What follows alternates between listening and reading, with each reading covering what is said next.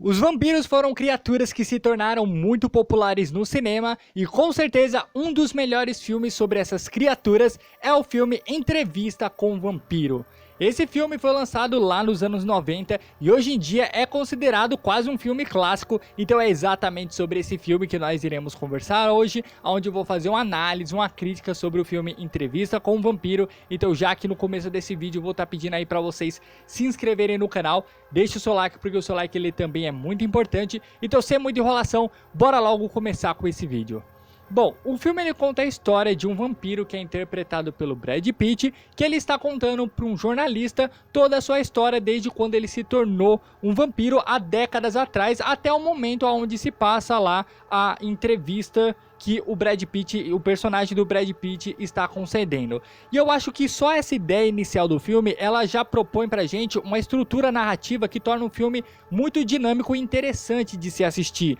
pois a gente vai acompanhando ao longo do filme cenas que vão variando entre momentos que se passa na atualidade ali do filme, onde o Brad Pitt está conversando com os jornalistas, com o jornalista, e momentos ali que conta o passado do personagem do Brad Pitt. O fato do filme também ser narrado, eu acho que traz uma dinâmica muito interessante pro filme, principalmente pro lado conceitual, onde a gente tá descobrindo como funciona toda a dinâmica daquele universo sobrenatural que acontece aqui desse filme, que a gente vê que tem toda uma organização também ali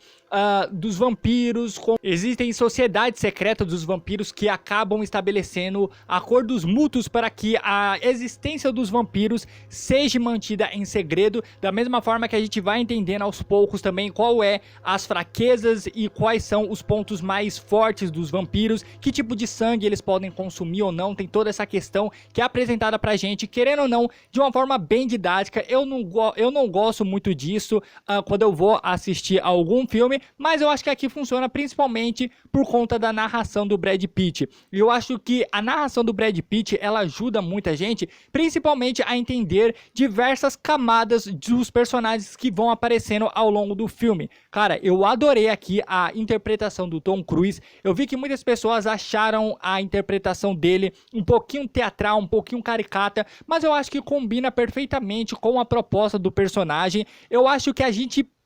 sente um pouco mais de estranhamento, principalmente no começo do filme, mas depois que você vai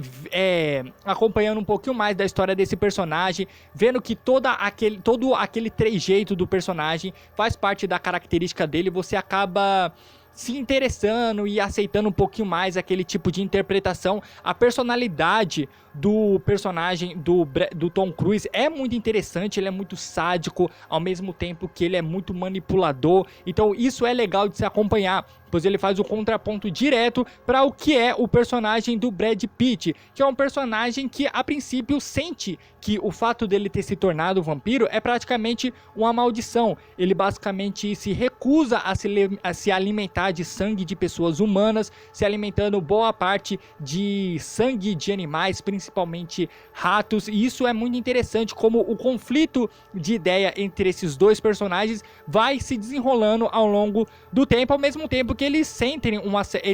uma certa afetividade um pelo outro. E eu acho que a interação dos personagens só melhora ainda mais quando a gente tem a introdução da personagem da Kristen Dunst. Cara,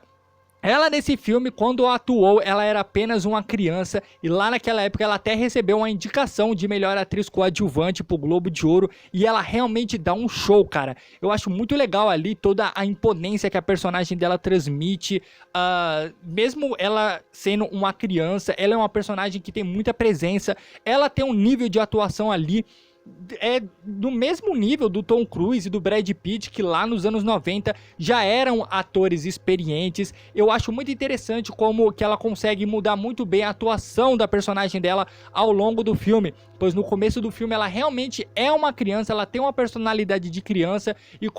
conforme o tempo vai passando, a personagem dela vai se tornando adulta, porém ela permanece naquele corpo de criança e é muito interessante você observar as mudanças de interpretação, de entonação de voz que a personagem da Kristen Dunst vai colocando ali ao longo do filme. E cara, eu vou falar pra vocês que o desfecho dessa personagem